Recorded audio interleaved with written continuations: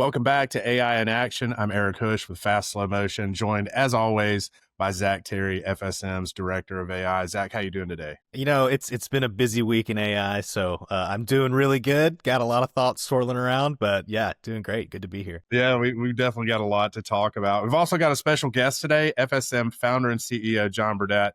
John's going to help us break down one of the most important conversations in AI right now, and that is AI readiness, how to make sure your business is making the moves to thrive in the age of AI. So today we're kicking off part one of an actual 4-part series we'll be unpacking over the next several weeks.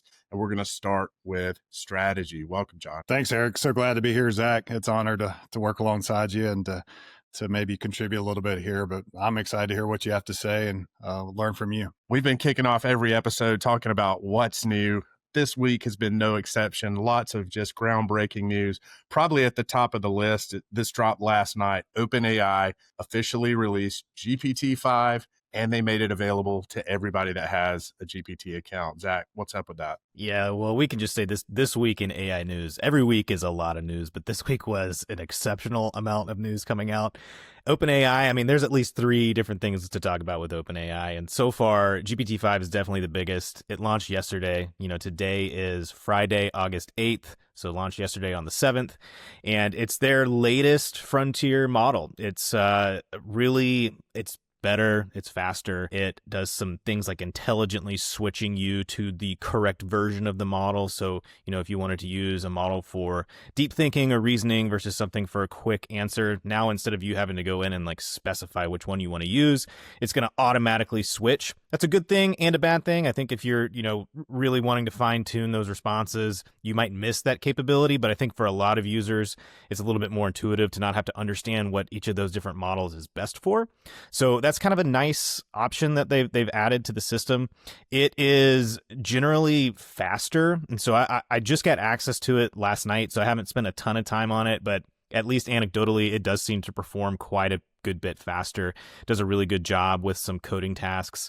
Overall, I think it's really exciting. It's available to everyone. So of course there's limiting, right? You can't just get on the free tier and start using it forever, but you can get in there and start messing with GPT-5 today. It's been rolling out across, all of the different tiers. And so, really great opportunity for anyone who's been working with ChatGPT, or if you have yet to dip your toes into ChatGPT, great opportunity to work with the latest model without having to get on a subscription. So frequency of new models keeps coming out. And, Ethan Mollick, who's kind of one of my favorite guys in the AI space right now, he put out a whole review of GPT-5 yesterday, and the headline is, it just does things. So it makes a lot of inferences and just kind of, figures out what you're asking and can do it. Is it perfect? No. Does it still hallucinate? Yes. Does it hallucinate less than it did before? Also, yes. So, making more improvements over time as these models, get better and hallucinate less. So I'm excited to see where it goes. I'm thinking about paying for it myself now, getting back on that pro tier. I tend to kind of go back and forth and, switch between models. But yeah, now I'm excited to get started. But where is the loyalty, Zack? Come on, man. You got to go all in on OpenAI. OpenAI leading the AI arms race, it feels like right now, announcing an $8.3 billion with a B dollar raise at a $300 billion valuation. That's crazy, man. Yeah, the money is really just flowing into AI. We know this. We see it every day. There's a new deal acquisition every day. It's unusual if there's even just one, right, for a single day. So there's a ton going on. And just for some context, OpenAI is 10 years old. So it started back in 2015. It's actually less than 10 years old, technically, because it started at the end of 2015. For comparison, it took Amazon 16 years to get to just $100 billion. Just $100 billion, right? 16 years. It took Microsoft 20 years. So we're talking OpenAI at a $300 billion valuation in 10 years, less than 10 years. I mean, the scale of this race in AI is kind of unprecedented. It really is just wild to see how much money is flowing into this and how quickly these companies are reaching these valuations. Another breakthrough this week, OpenAI released their first open weight model since GPT-2 several years ago. What's the benefit of an open weight model, and unpack that a little bit for us? Yeah, this is kind of more of a a direction back into open source. So OpenAI, I mean, the name of the company, OpenAI, kind of implies that they value open source. And for a long time they did, and then they kind of went back into these models that were no longer open source, no longer open weight. And so now we're seeing a release of another open weight model for the first time in about 6 years. And really the benefit of these models is they run locally, they can be run offline. You have to have a powerful machine to run them because the numbers on these two models, there's one, it's called GPT-OSS, and there's a 20B and 120B, and those represent the number of parameters. So if you're on, let's say, a newer Mac, maybe an M4 processor, you could run the 20B model. I can't run it. I don't have a powerful enough Mac.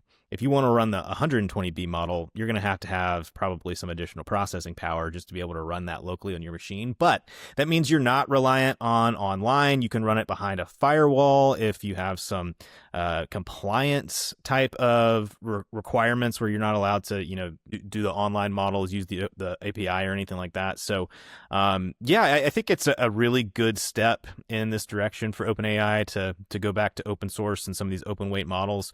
I've seen some mixed reporting on it. Some people saying it's a little bit overhyped and underwhelming, but you have to think about it's essentially like O3, some of the older models that they have, which are not that old, maybe a year or two old.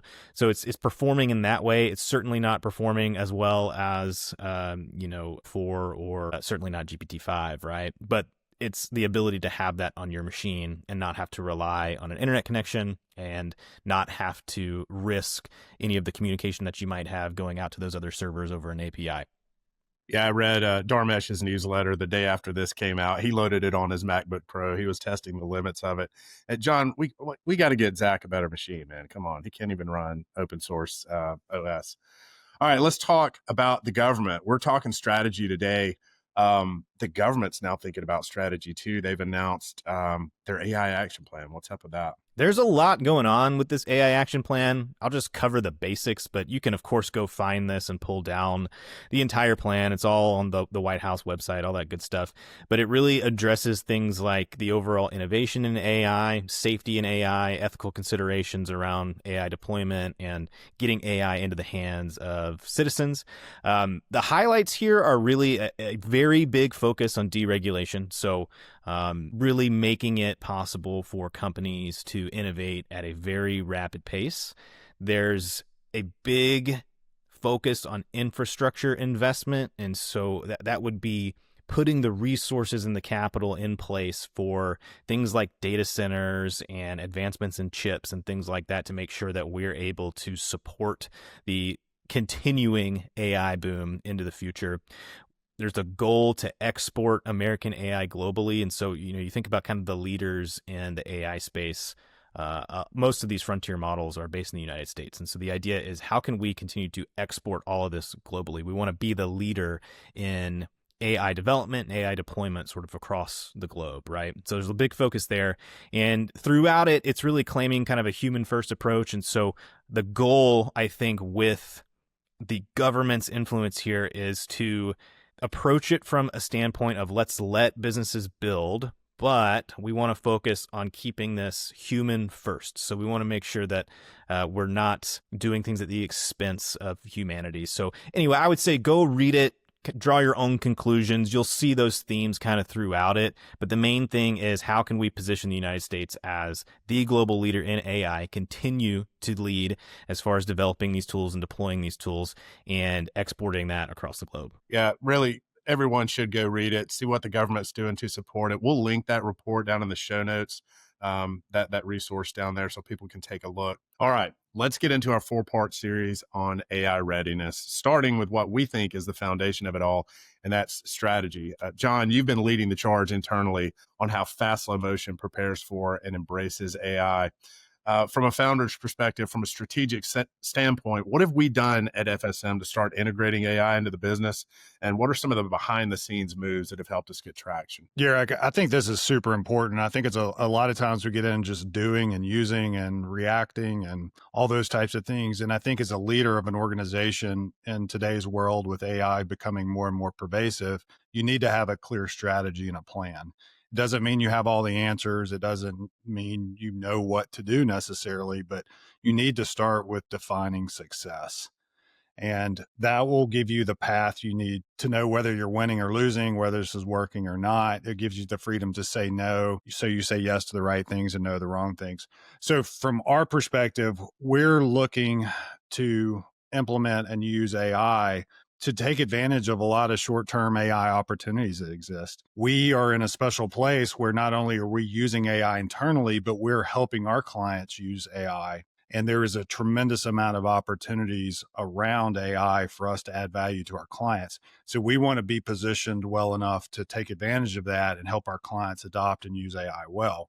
I want to also position FSM to be able to take advantage of whatever opportunities exist in the next 24 to 36 months. All I know is AI is going to be pervasive in all businesses. I have no idea what that means or looks like, but I want to upskill our company. I want to position our company to be able to take advantage of what the new world is going to look like when it exists. And then finally, the third success factor for me as CEO is I want to elevate our team members to be extremely valuable and extremely marketable in the new world that will exist with AI. Because AI will replace jobs, but it'll also create a lot of new jobs. And so I want to make sure our team members are positioned to add value no matter what those new jobs are. And they're not in a place where what they used to do on a day-to-day basis is no longer needed because AI is doing it. And so those are our three success factors. So I think any CEO or any business leader, first and foremost, when they're creating a strategy around AI, they need to define what success looks like. And then a real strategy is nothing more than creating clarity and intentionality for your business. Once again, it's not about necessarily being right. It's what you think the plan should be and sticking to that plan so that you do things with intentionality. You can clearly communicate that to your team and everybody is moving in the same direction. And if you end up going in the wrong direction, you can move the company together and not kind of be all over the place. So I've really encouraged our team is to take an AI first mentality. So what does that mean? That means to me is like every time we're encountering challenges and opportunities, our processes need to be improved. We're hitting stretching points around capabilities. We need to look at it not from, okay, we need to add people. We need to adopt or adapt our processes to do things differently. We need to think about, okay, how can we use AI to start solving these problems? And we may end up needing to add people or whatever, but we need to have that AI first mentality because AI is going to be pervasive in all business processes and business models in the future. And we need to start doing that right away. The other thing I'm doing, which I think is extremely important, is creating a strong sense of urgency around AI. AI is nothing more than technology and tools. The big differentiator or the big difference between previous innovations and technology, information, evolutions, revolutions, whatever you want to call them, is the speed at which it's happening. Zach and you, Eric, talk about this all the time. Things are changing very, very fast. And we have a saying here, and I don't know who coined it, but this is the worst it's ever going to be. And it's already remarkable about how well this technology already works, but it's changing literally in days and weeks and months versus years and decades. And you need to get on the train now because you're going to be left behind if you don't create a sense of urgency around this because the technology is adapting so fast and it's so powerful. Another thing that we do and have done is dedicate team members and align leadership and the team with that leadership around pioneering and innovating around AI. So for instance, like Zack is our director of AI.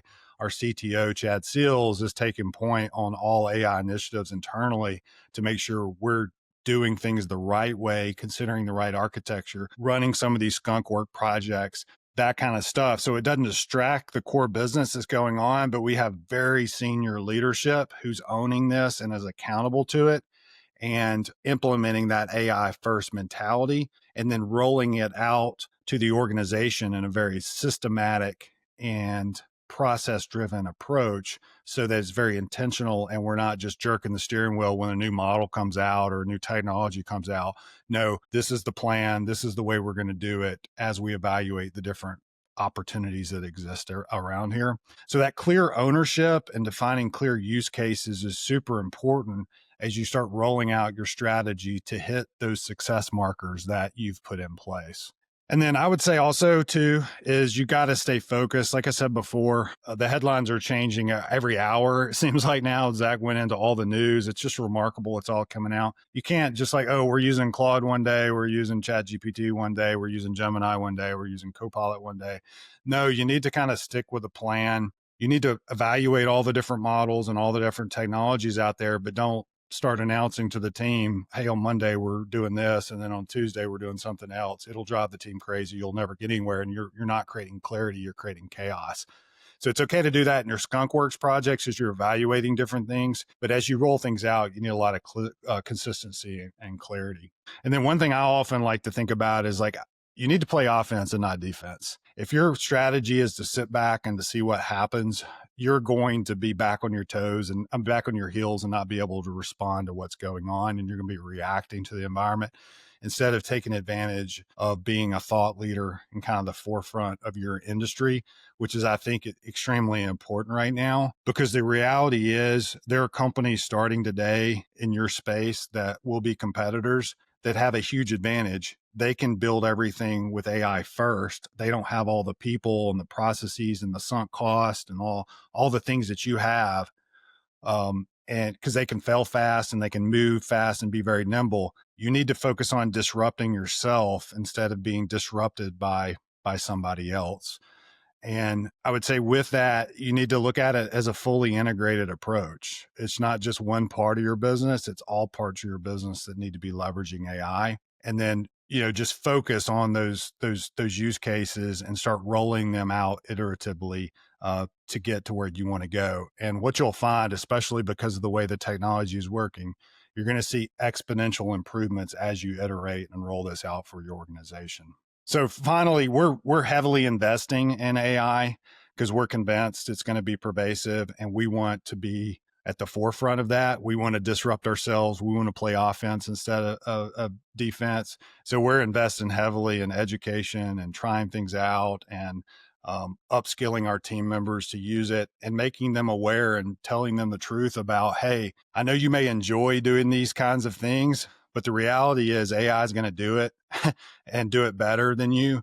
And if you don't upskill yourself and take advantage of the new opportunities that exist, you're going to be left behind too. And that would be horrible for team members, especially at Fast Slow Motion, from my perspective, to kind of be left behind because they ignored it. They put their head in the sand and didn't pay attention to what was happening in the marketplace. And Zack, you've been helping our clients bring these strategies to life on a day-to-day basis.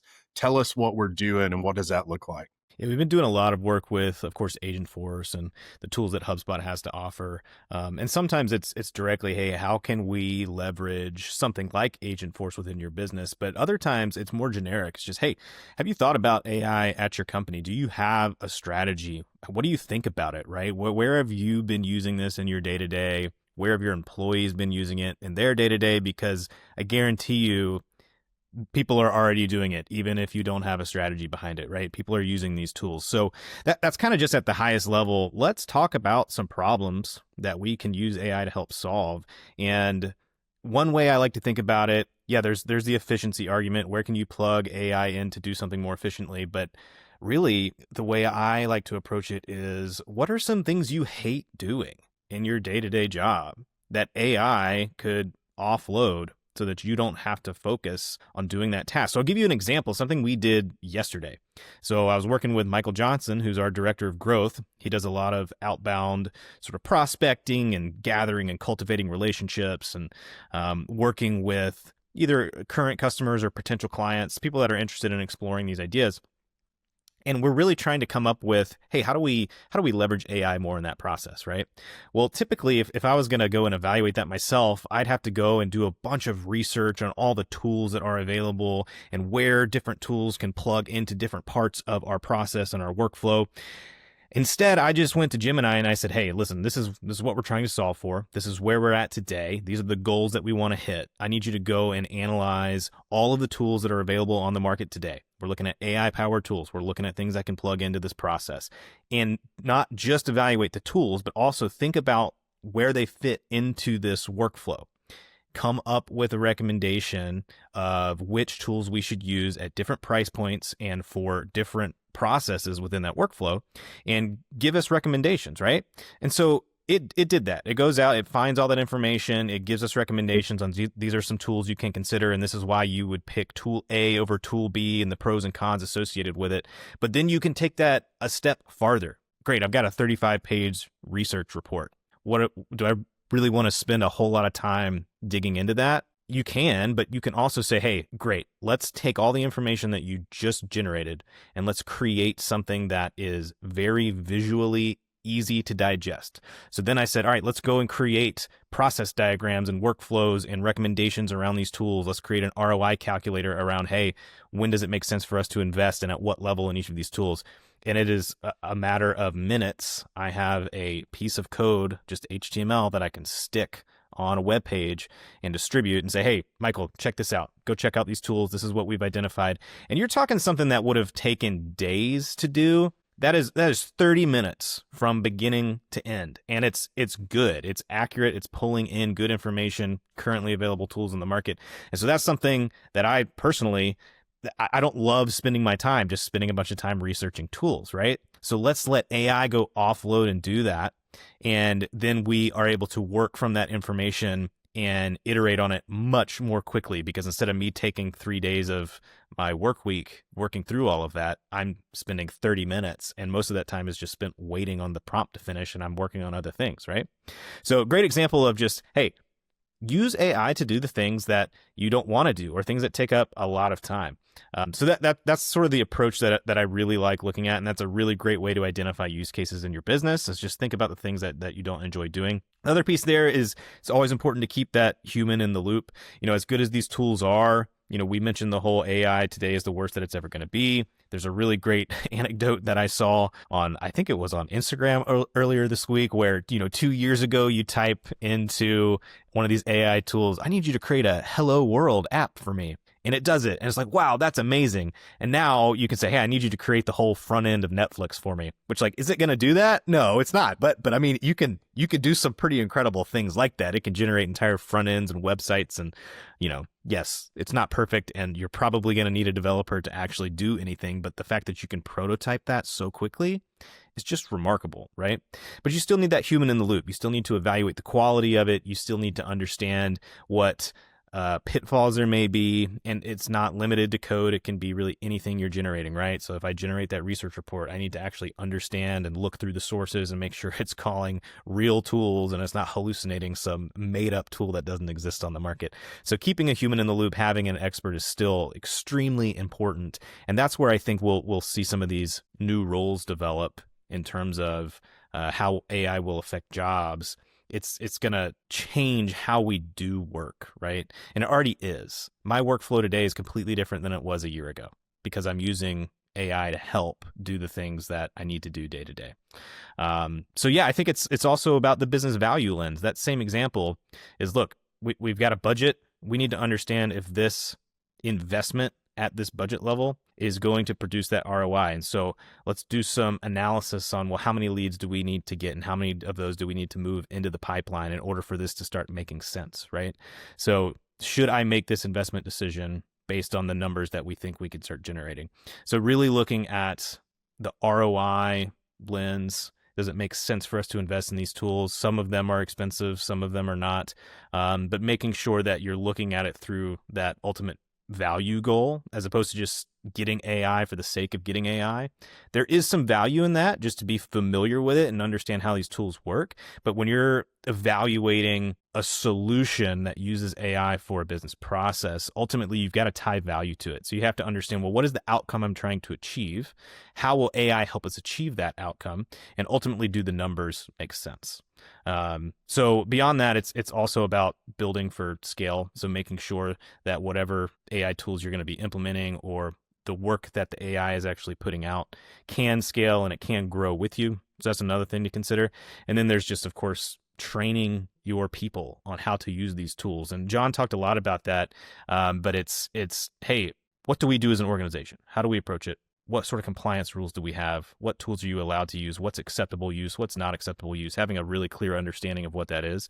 And that is also not something that you create today and you don't touch. That changes every day. And more than I think any other parts of a business, this sort of AI strategy side of things is liable to change much more often. And so this may be one of those things that you have to maintain more than other parts of the business, just due to the sheer velocity of what is being put out on a day-to-day basis. Yeah, we talk about that every week, just the pace of change in AI. So definitely not something that businesses can set and forget.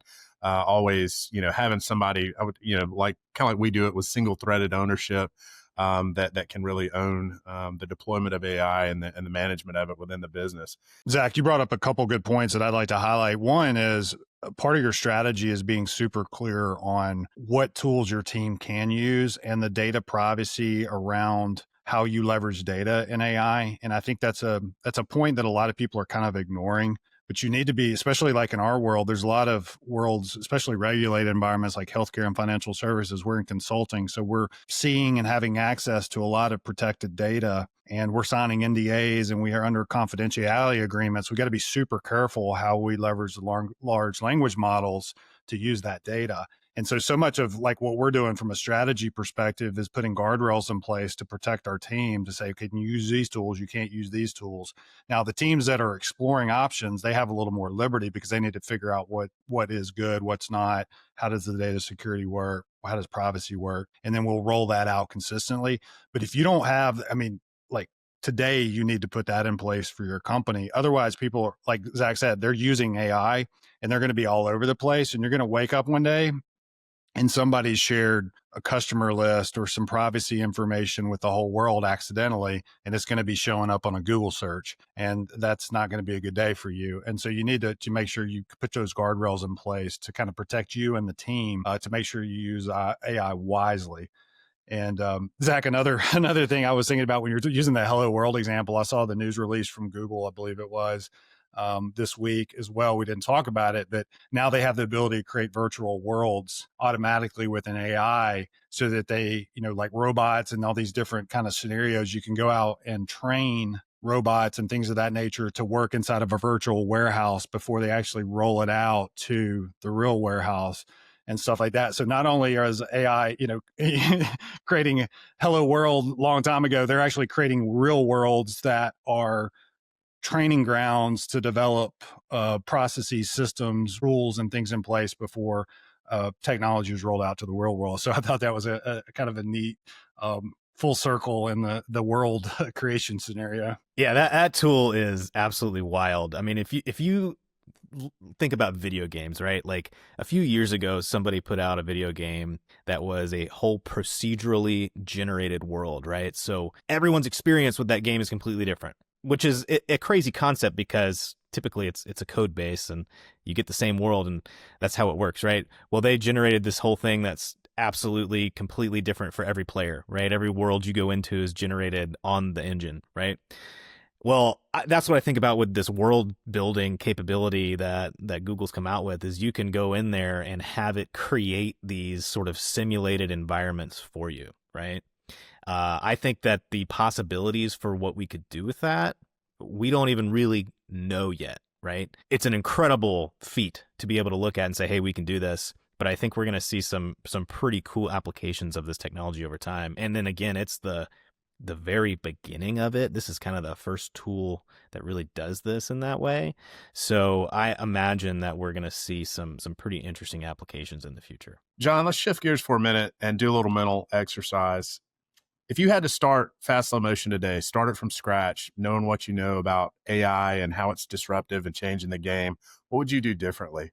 Yeah, I think this is a great question that all business leaders should ask themselves, because the reality is, as I mentioned before, there's businesses starting today that is going to be your competition in the future, that is starting on a foundation that is way better than when you started your company. Now, you have huge competitive advantages, but they also just don't have all the baggage, so to speak, of that you've developed over as you've built your company.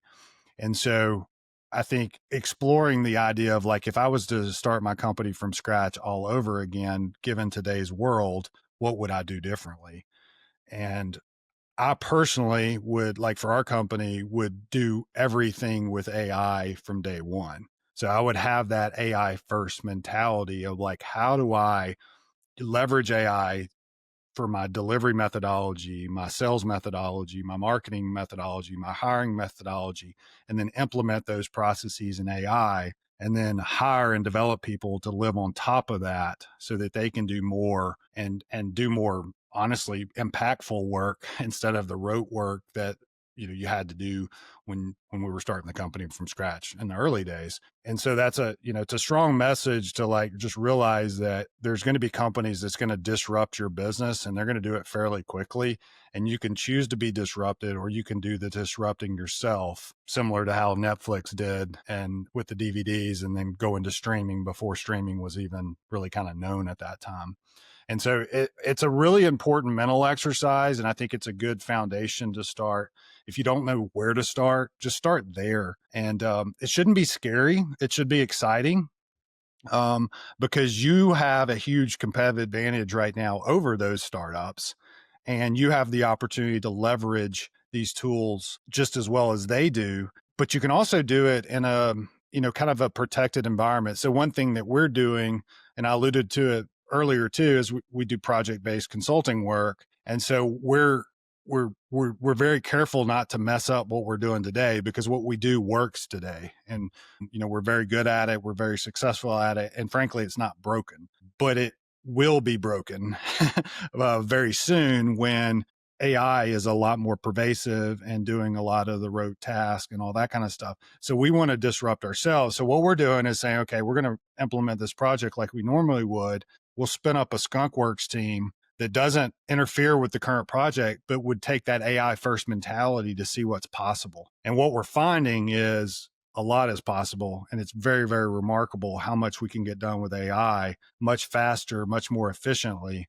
And honestly, it creates a nice little arbitrage scenario in the short term for you, because the market hasn't adapted yet to the new cost structures and things like that. So you can still charge whatever you're charging today, even perhaps a little bit more, because you can do it faster. Your cost structure to implement and do whatever you do goes down a lot with AI, because you're not spending as many man hours on that work. And it creates a nice little short-term, arbitrage scenario for you. But if you don't start doing that now, you're going to be left behind, is the reality of it all. And so I would encourage everybody to have like an excited, positive attitude around, we've got a really unique, awesome opportunity about what's about to happen in the future. And we can take advantage of that by just like thinking differently and having a different mindset along the way. And so that's what we're kind of thinking about. And that's kind of the mindset that I've had, is like, okay, if I was just to start completely over, what would I do differently? And frankly, we're 11 and a half years old. I think the older you are, the greater the gap there is. There's a lot we would do differently, because the world's drastically different 11 and a half years later than when I started the company. I love that you mentioned Netflix. Basically, what I'm taking away is don't be Blockbuster. Right? Yeah. Because if you look at that whole idea, right, it's like in the moment, Blockbuster probably didn't really understand the magnitude of what was going on, right? And why would they? It's an earlier internet. It's totally different. They're a long winning incumbent with a certain business model. And then ultimately, technology and a process built on that technology completely disrupted them, right? So I think if you're looking around and you're saying, well, how do I know when that type of moment happens? Well, you don't, but you can kind of sense it, right? And so you can choose to hedge against it, or you can dig your head in the sand. And if you dig your head in the sand, like maybe you pull it out later on and everything's the same and you're still there, but it's probably not the case, right? So don't be Blockbuster is what I'm taking away. Yeah, Zach, you can't stop progress. There's no such thing as an AI proof business, right? Everybody's going to have to deal with AI. Everybody's going to have to address it. So John, knowing that there's no such thing as an AI proof business, disruption's going to happen. What advice would you have for folks kind of thinking about that? Yeah, the reality of the world right now is we're all going to be Blockbusters unless we change. And that's my prediction, and I'm 100% right on it. I can't tell you what the new world's going to look like, but I guarantee you every business is going to be affected by AI, and it's going to be as pervasive, if not more pervasive than smartphones, laptops, the internet, that kind of stuff. Grandma, can use the iPhone just as well as anybody in the world. She's going to be using AI just as well as anybody in the world in the next 2 to 3 years, just because it's just going to be everywhere. And as we talked about earlier, right now is the worst it's ever going to be. So there's tremendous opportunities to take advantage of that. I don't think it's wise to kind of think through the thoughts of like, what is that world going to look like? Because I don't think that's healthy. I don't think any of us really know. We just know it's going to change and be different. And in my opinion, and I'm pretty sure I'm right about this, I think it affects all businesses. So you may say, hey, I have a lawn care business. It ain't going to touch my business. It's going to touch your business. Let's start with the back end, right? The things that we do around scheduling appointments, finding new customers, doing accounting, hiring talent, managing schedules. All AI is going to be very, very good at that. But as we talked about earlier, you can create a virtual world and test out your robotic lawnmowers that don't even need humans very cheaply and do those kinds of things. So who knows what's going to exist in the next 3 to 5 years? And I have no idea what that timeline is, but I guarantee you it's going to affect your business. And we're in a unique time in the world where we get the opportunity to control how we're going to be able to compete in that new world. So I always just tell people, control what you can control. Like, you can't predict what the world's going to be like, but if you pretend like it's not going to help it affect your business, you're 100% wrong. And to me, it's very exciting too, because, I don't know about you, but there's a lot of things I don't enjoy doing, and I'm glad to outsource to other people. And I'm going to be glad to outsource to AI and not have to worry about and do those kinds of things. And that list is really, really long. And so the law of comparative advantage applies here just like it does and always has since Adam Smith came up with it, hundreds of years ago. It's just on steroids now, and we have other tools and technologies that can really elevate humans to do more impactful work as they do that. And so I encourage you to build margin now and flexibility now so that you can take advantage of those opportunities. So start investing in it now, start using it now, be the thought leader, be the Netflix, not the Blockbuster, and position yourself for whatever this new world looks like. And as just a reminder, I think the most dangerous move is doing nothing. If you're ignoring it, scared of it, all those kinds of things, you're not stopping any of that, and you can't control any of that. So you better get on board, or you're going to be left behind. Yeah, and just stay there for a second, John, for that CEO that hasn't thought about it yet, that hasn't started yet. What's your message to them? Yeah. Well, if I haven't created a sense of urgency for you yet, I'm not doing my job. But I think you've got to create a sense of urgency around AI. You got to face the facts. And you got to tell the truth. Like, tell the truth to your team. You saw this in the world with the Fortune 500 companies early on. They were like, oh, it's not going to replace jobs, and they were kind of dancing around all this stuff. And then suddenly all of them are coming out. It's definitely going to replace jobs. AI will replace jobs. It is replacing jobs exactly right now, but it's also creating a lot of new jobs and a lot of new opportunities, just like the Industrial Revolution did, just like the information age did. It creates a lot of new jobs that we don't even know what they're going to be there. So, if you remember Andy Grove's book, Only the Paranoid Survive, I had a friend of mine recommend that to me again. I reread it. It's ironic in a lot of ways because NVIDIA totally did what Andy was telling Intel to be wary of, which is kind of ironic when you read it because he wrote it in the 90s. So it's a fun read from that perspective. But, he talks about all these things about as these technology changes and these things innovate, you have to be paranoid about it. You have to think about it. You have to address it. And that doesn't mean scared. It just means I have a sense of urgency around it. I know the world's changing, and I'm going to play offense instead of defense. And I'm going to be excited about it. I don't want my team to be scared about it. I'm on their side. I'm trying to create jobs and roles that's going to be marketable for them no matter what the new world looks like.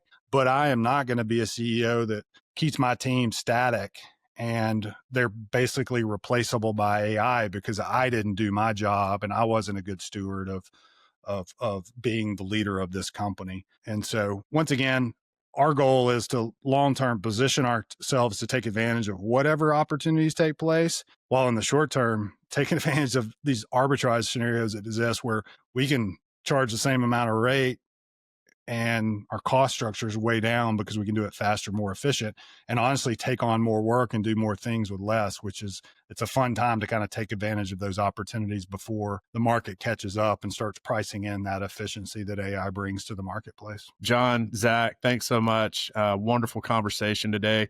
For our listeners, to help them take the first step, we've put together a resource just for this episode. You can get it in the show notes. It's called 50 Ways to Apply AI in Your Business.